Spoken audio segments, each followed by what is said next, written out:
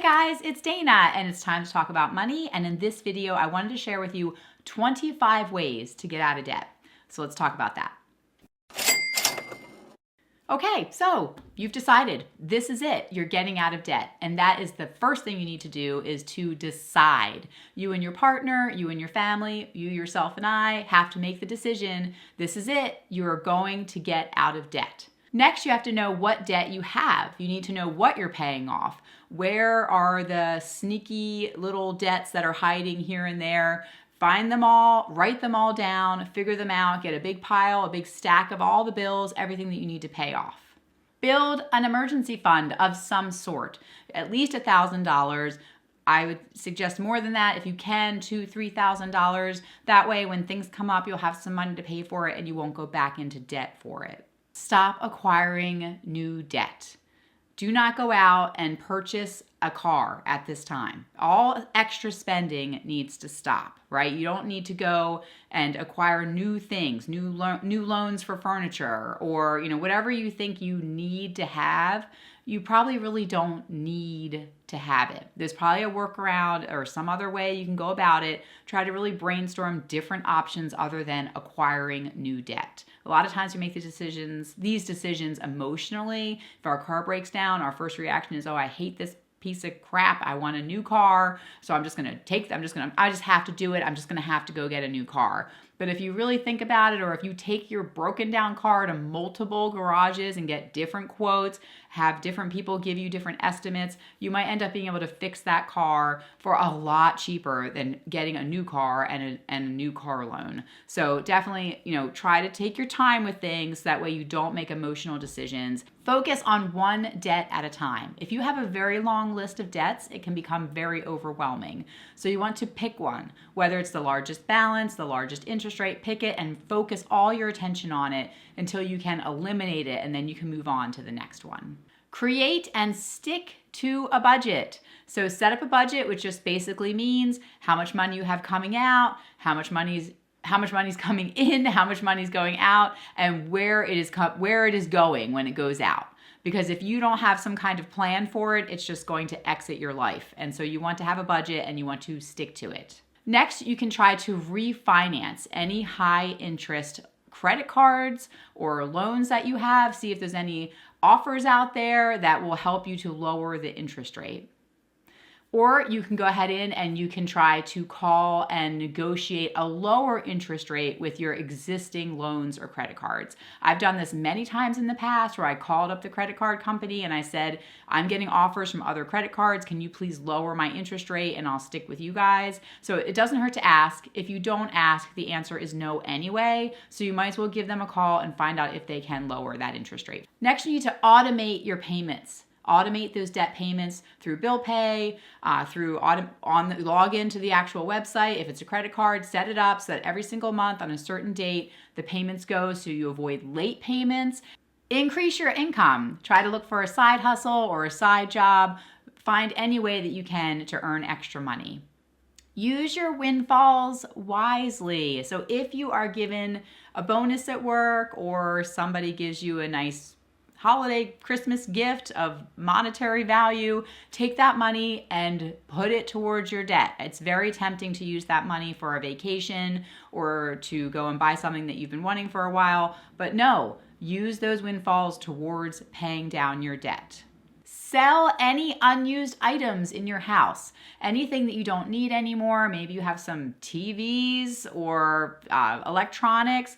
Maybe you purchased an extra VR headset and you don't need the first one. Go ahead and sell it. Put it on eBay, put it on Facebook Marketplace, and try to get the money for it so you can put that money towards your debt.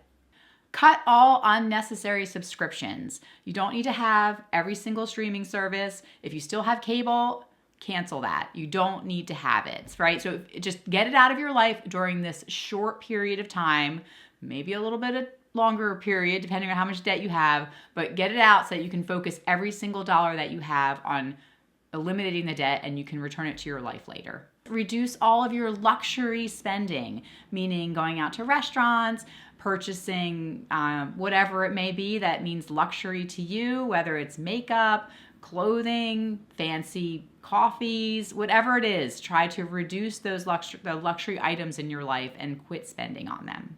Downsize your living situation. If possible, you can move out of a larger apartment and into a smaller apartment, or into an apartment that maybe isn't in as such a great area, hopefully still safe, but you can try to downsize where you're living if you want to sell your larger home and move into a smaller home. Any opportunity to reduce your rent or your mortgage payment will free up extra cash to go towards your debt. Stop using your credit cards. Freeze them or cut them up, and stop acquiring new debt. Every time you use your credit card, if you are carrying a balance month to month, that debt is increasing. Switch to a cash-only lifestyle. And this actually can be kind of hard. A lot of places now aren't even accepting cash, but if you take out cash, it's a lot harder to spend the cash than to just swipe a card psychologically. And so if you can just have cash for the week and that's what you have to spend and that's it, once it's out, it might help you to spend less. Track your progress, whether that's in a big chart like we did, whether you have certain cards, that you rip up every time you pay off a certain amount, or if you just have a spreadsheet where you put a big line through every debt as you pay it off, or a line through an amount every, $500 you pay off, you put a line through it. That'll help you to feel motivated to continue if you see that you're making some kind of progress. Focus on one financial goal at a time. So as you are focusing on paying off debt, don't focus too heavily on investing. I don't recommend completely stopping investing, especially retirement investing, but you don't want to make that a focus of your time and energy and money. You want to be all in on getting out of debt. So you don't want to be focusing on building a savings account, like above, a baby starter emergency fund. You don't want to be focused on, building up a vacation fund or whatnot. It's just, this is the thing that you're doing. You are paying off debt, so stay focused on it.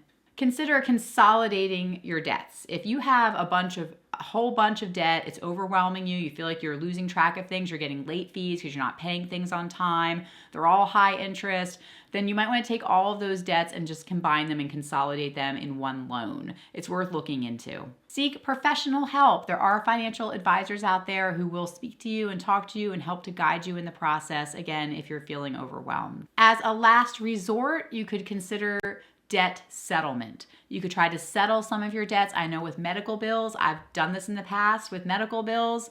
Long ago, I called the provider and I said, is there any way you can give me a break on this? And they did. They cut it in half and they said, okay, you can just pay us this.